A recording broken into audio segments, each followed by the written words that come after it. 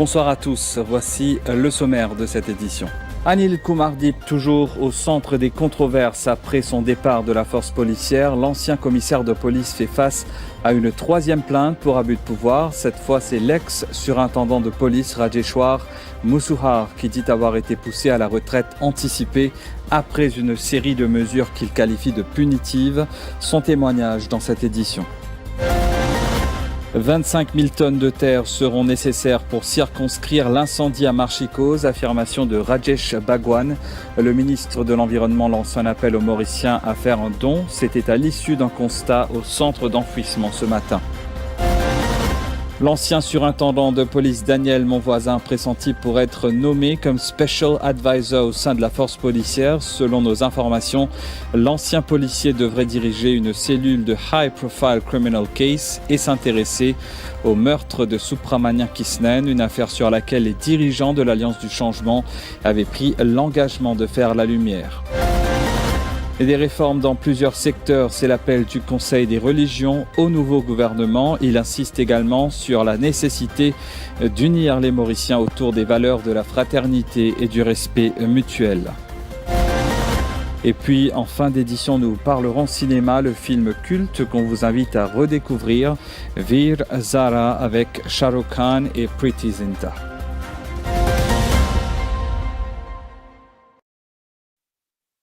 Bonsoir. L'ex-commissaire de police Anil Kumardip face à une troisième plainte pour abus de pouvoir. Cette fois, c'est un ex-surintendant de police, Rajeshwar Musuhar, anciennement affecté au poste de police d'Abercrombie, qui s'en est remis à la police. Dans sa plainte, le policier retraité dit avoir été poussé à la retraite anticipée. Je porte une plainte avant de tirer encore au commissaire de police. Une série de mesures qu'il qualifie de punitives. Rajeshwar Musuhar soutient qu'il aurait été victime d'intimidation suivant l'enquête policière sur la Brahma Bank en 2015. Je porte une plainte avant de tirer encore au commissaire de police. Mais il a fait une représailles. Ou quoi, moi faire déclaration au commissaire de police, il pour faire l'enquête là, il pas make sense. Comment dire, il y a une petite propriété à la police. Il va make sense. Puis à ce là, on peut faire cette déclaration-là. Et moi aussi, il y a un nouveau commissaire de police. Et il a fait ça l'enquête là bien. Et mon côtoie sa commissaire de police là. Moi, je apprendre dans les médias et dans plusieurs policiers fin pour plainte. Et mon apprendre pour encore qui peut venir de l'avant là. Moi, j'ai déjà travaillé avec l'ancien commissaire de police, 10 ans de cela, dans Western Division, comme petit station manager de Coromandel Police Station. Et le type a bien apprécié mon travail. Ça veut dire que nous avons une bonne relation. Le type a bien apprécié mon travail. D'après lui, je suis compétent, etc. Et plus tard, je transfère mon centre de CID, 2015. Et après, plus tard, il est venu comme commissaire de police. Un coup, pas qu'on qui n'est arrivé sur l'attitude d'incendie. Après, pas qu'on qui n'est arrivé, on a Abercrombie. Mais je finis aussi apprendre que je le radar. Je peux surveiller constamment. J'ai un renseignement qui me transfère la cause, je envoyé un dossier code DPP's office, je signé, que ce garçon involve, comme accusé. Et je suggest prosecution against him. As per established procedures, le dossier est envoyé au DPP's office, parce que le DPP's office qui peut advise prosecution. Et moi qui ai envoyé ce dossier-là, moi qui ai signé, et endossé par M. Manaham et Djangi. Mais vous pensez c'est ça qui, comment dire, il n'est pas d'accord, vous pensez. On a toutes les raisons pourquoi c'est ça l'affaire qui me fait envoyer un dossier code DPP. C'est ça qui fait mon transfert après. This is behind my transfer, my punitive transfer. Et pas juste pour moi. C'est pour M. Manaham aussi. Après le transfert, après il me quitte la police aller. Et plus tard, je finis apprendre dans les médias que M. Djangi aussi fait un transfert depuis Central CID, Final Police Training School. Et revenons à présent sur les détails de cette plainte avec Émilie Payenne. L'affaire remonte à 2015. Radeshwar Musuho, anciennement affecté à la CCID, avait soumis au DPP un rapport relatif à une fraude massive de plusieurs millions de roupies impliquant la Brahma Bank.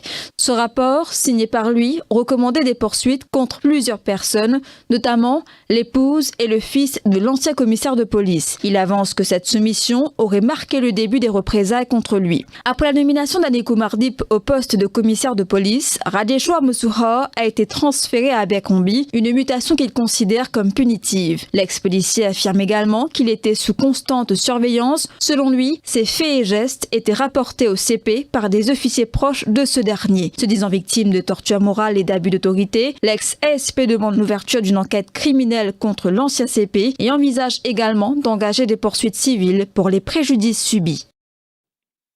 L'ancien surintendant de police Daniel Monvoisin pressenti pour être nommé comme Special Advisor au sein de la force policière. Selon nos informations, l'ancien policier devrait diriger une cellule de High Profile Criminal Case parmi le meurtre de Subramanian Krishnan, une affaire dont les dirigeants de l'Alliance du Changement avaient pris l'engagement de faire la lumière. L'ancien surintendant de police, Daniel Monvoisin, compte une longue et riche carrière au sein de la force policière. Il est considéré comme étant un enquêteur hors pair par ses anciens collègues. Daniel Monvoisin a travaillé sur des cold murder cases durant sa carrière, parmi le meurtre de Stacey Henderson et celui de Vanessa Lages.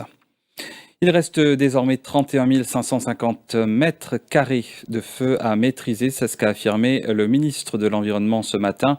Rajesh Bhagwan effectue un constat à Marchicose en compagnie de sa junior minister Johanna Béranger ainsi qu'avec les députés du numéro 11. Le ministre a également lancé un appel à la solidarité, explique que 25 000 tonnes de terre seront nécessaires pour aider à maîtriser l'incendie qui ravage ce centre d'enfouissement. Un habitant dans les environs se disait ce problème-là. Et c'est pour ça que nous discuter, nous causer, nous prendre un chiffre, parce que chiffre, tu ne pas tout partout. Alors là, reste 31 550 mètres carrés du fait. Restez écoutés. C'est là, ce qui nous besoin là, plus important de discuter, nous besoin 25 000 tonnes de la terre. Parce que c'est un plus important, besoin de la terre. Il explore beaucoup moins des autres choses qu'il y a à faire, dans la zone pour que nous. Alors nous payons du mal, tout le monde à travers la radio, là, à travers les médias, tout capable de les nous. Ça qui est là, pour les Mauriciens, ils ont l'habitude, ça peut arrêter ça. Bagwan, il retourne, il a DB aux commandes là. Bagwan, Béranger. Pas une qualité de camion la terre, donc on va arrêter, c'est la police d'environnement là. Hein, nous vous donnons tout l'équipement qui est bizarre, et nous pour servir. Nous ne pouvons pas laisser ça se va motiver aux étés, au pays, au tasser là. Alors, à pas arrêter, c'est la terre à Kaokan là. Alors, il y a la terre, nous avons besoin. Et bien la terre, c'est essentiel. Alors, 25 000 tonnes de la terre. Et le Premier ministre s'est entretenu avec le président de la République française hier. Emmanuel Macron a présenté ses félicitations à Navin Ramgoolam après la victoire de l'Alliance du Changement aux législatives. C'est ce que précise un communiqué de l'Élysée. Les deux dirigeants ont échangé sur leurs priorités communes pour la relation bilatérale qui est très dense, ainsi que pour la coopération régionale dans l'océan Indien où nos deux pays font face à des enjeux communs. Le Conseil des religions appelle à des réformes nécessaires. C'est ce qui ressort d'un message adressé au Premier ministre, aux ministres et aux députés ayant prêté serment hier. Le Conseil des religions insiste également sur la nécessité d'unir les Mauriciens autour des valeurs de fraternité et de respect mutuel et met en garde contre les dangers de fanatisme. C'est un sujet de Patrick Hilbert avec les commentaires d'Émilie Payenne. Dans une analyse des enjeux actuels, le Conseil des religions dresse une liste de priorités qu'il juge essentielles pour le progrès de Maurice. Parmi celles-ci figure la nécessité de travailler à une autosuffisance alimentaire durable et résiliente. L'organisation insiste également sur une réforme du système éducatif qu'elle considère comme une condition préalable au développement global du pays. Le Conseil des religions a particulièrement insisté sur la nécessité d'unir les Mauriciens autour des valeurs de fraternité et de respect mutuel. Les diverses religions à Maurice représentent un capital spirituel, sur lequel on peut compter, affirme le Conseil des religions, estimant que cet héritage commun peut contribuer à renforcer les relations d'amitié et de fraternité entre nos concitoyens. Cependant, le Conseil met en garde contre les dangers du fanatisme. Nous avons intérêt à tourner le dos au fanatisme, d'où qu'il vienne, prévient le président du Conseil, appelant à une vigilance accrue dans une société plurielle. Le Conseil des religions souligne également son propre rôle en tant qu'entité consultative pour accompagner les élus dans les réformes nécessaires. Par ailleurs, le développement de l'interculturalité et de la mauricianité est présenté comme un levier pour le maintien de la paix et de l'unité. Le Conseil des religions conclut son message en appelant à une transformation collective de la République de Maurice vers de nouveaux horizons pour le progrès matériel et spirituel de tous nos concitoyens. Une jeune femme de 27 ans est décédée après plus de 6 mois passés aux soins intensifs à l'hôpital Jitu. Les faits remontent au 7 mai dernier dans un hôtel de Pointe-au-Piment. Selon le rapport de la police, la victime se trouvait dans un buggy de l'hôtel lorsqu'elle a fait une chute. Le conducteur a immédiatement stoppé le buggy et s'est précipité pour l'aider. La jeune femme saignait abondamment de la tête et de la bouche. Elle a été transportée à l'hôpital du Nord où elle a été admise aux soins intensifs. Rappelons que le conducteur âgé de 20 ans avait été arrêté à la suite de l'incident mais a été libéré après sa comparution devant le tribunal de Pamplemousse. Une fourgonnette a été emportée sur l'aire de stationnement d'un supermarché à Candos ce jeudi dernier. Selon le propriétaire, le véhicule n'était pas fermé à clé. Aussitôt alerté, la police a visionné les images des caméras de Safe City. Les enquêteurs ont aperçu un individu encagoulé repartir avec le véhicule. La fourgonnette a été retrouvée à Battery-Cassé-Rochebois et le suspect est activement recherché. À la suite de ce journal, après cette page publicitaire.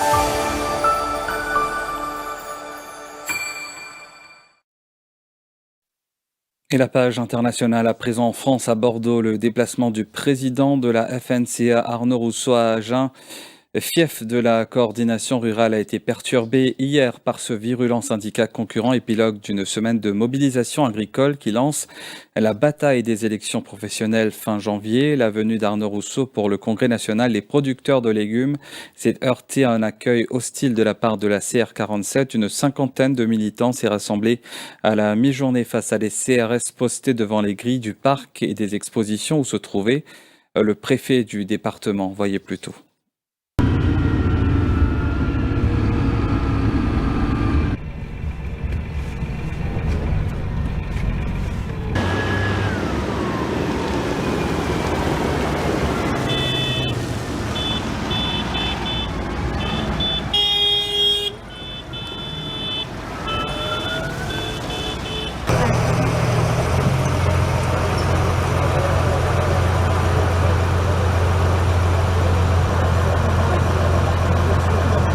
C'est une bataille de gagner, mais on n'est pas là pour faire la guerre non plus, c'est pas notre objectif. Hein. On veut se faire entendre, il y a des trucs où on demande depuis de nombreuses années, et tous les jours on nous en rajoute un petit peu, et à un moment donné, ça craque. Il va falloir qu'on se rencontre, il va falloir qu'on échange autour d'une table, et on va pas lâcher, on va continuer sur les supermarchés, centrales d'achat, nous sur la Genée. On rentre, ce matin, on a des gens qui se mobilisent dans le Lot-et-Garonne, pour continuer les actions, ça continue un peu partout en France et puis voilà, il ne faut pas lâcher la pression puisque rien n'est gagné, quoi. C'est juste des annonces, comme j'ai dit tout à l'heure, on croit aux actes et non aux paroles.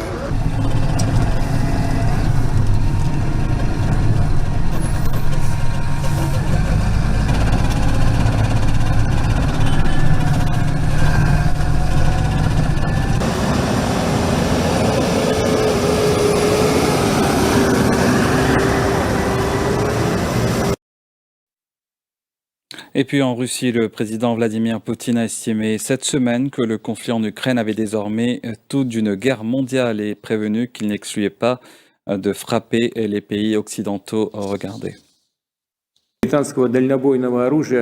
21 ноября текущего года российские вооруженные силы нанесли комбинированный удар по одному из объектов оборонно-промышленного комплекса Украины. В боевых условиях было проведено в том числе и испытание одной из новейших российских ракетных систем средней дальности. В данном случае с баллистической ракетой в безъядерном гиперзвуковом оснащении. Наши ракетчики назвали ее «Орешник». Испытания прошли успешно. Повторю, испытания в боевых условиях ракетной системы «Орешник» проводятся нами в ответ на агрессивные действия стран НАТО в отношении России. Вопрос о дальнейшем развертывании ракет средней и меньшей дальности будет решаться нами в зависимости от действий США и их сателлитов. Объекты для поражения в ходе дальнейших испытаний наших новейших ракетных комплексов будут определяться нами, исходя из угроз безопасности Российской Федерации. Об этом рекомендую серьезно задуматься и правящим элитам тех стран, которые вынашивают планы использовать против России свои воинские контингенты. Разумеется, выбирая в случае необходимости и в качестве ответных мер объекты для поражения такими системами, как «Орешник», на территории Украины, мы будем заранее предлагать мирным жителям, а также просить находящихся там граждан дружественных государств покинуть опасные зоны. Будем делать это по гуманитарным соображениям. Открыто, публично, без опасения противодействия со стороны противника. С этого момента, как мы неоднократно подчеркивали, ранее спровоцированный Западом региональный конфликт на Украине приобрел элементы. Et parlons culture à présent. Dans l'écrin lumineux du Tribeca, le Wall of Wonders by Oda s'est mué en un sanctuaire de l'expression libre, un espace où la danse, la musique, le numérique et la lumière se mêlent dans une symphonie harmonieuse. Ce samedi, les danseurs libérés de toute contrainte ont offert un spectacle envoûtant, une célébration de leur passion. Comme l'affirme Guillaume Geoffrey, un vent nouveau souffle sur notre pays et la danse, art du mouvement et de l'émotion, y trouve toute sa place. Ce concept novateur est une invitation à tous à s'approprier cet espace et à laisser libre cours à leur créativité. Présentement, moi c'est Daniel Tiger, 38 ans, moi de Bigouille, et moi j'habite à Kirby.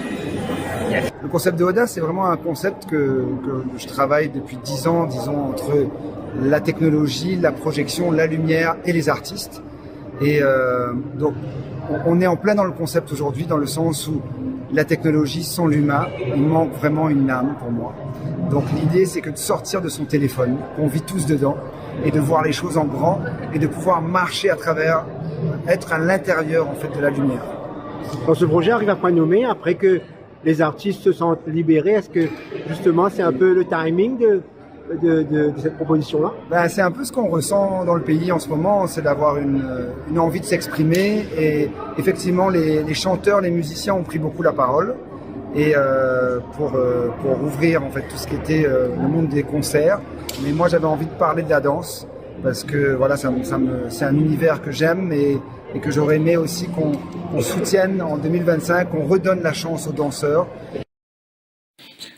Et parlons cinéma pour clore cette édition, le film culte qu'on vous propose de redécouvrir, Veer Zara avec Shah Rukh Khan et Preity Zinta. Pilote et secouriste au sein de l'Indian Air Force, Veer risque sa vie pour sauver celle des autres jusqu'au jour où il porte secours à une jeune fille, Zara, belle, rebelle et légèrement inconsciente. Veer tend la main à Zara sans savoir que son destin va être changé à jamais. 22 ans plus tard, Samia est une jeune avocate pakistanaise qui travaille sur sa première affaire et se retrouve face à un vieil homme aux cheveux blancs. C'est Veer qui a passé toutes ces années dans une prison du Pakistan. Personne ne sait pourquoi. L'objectif que s'est fixé la jeune femme est de découvrir toute l'histoire de Veer afin de lui rendre enfin justice. Une belle histoire qui a marqué bien des esprits et même des cœurs. Et nous sommes arrivés à la fin de cette édition. Merci de votre fidélité au quotidien. Excellente soirée.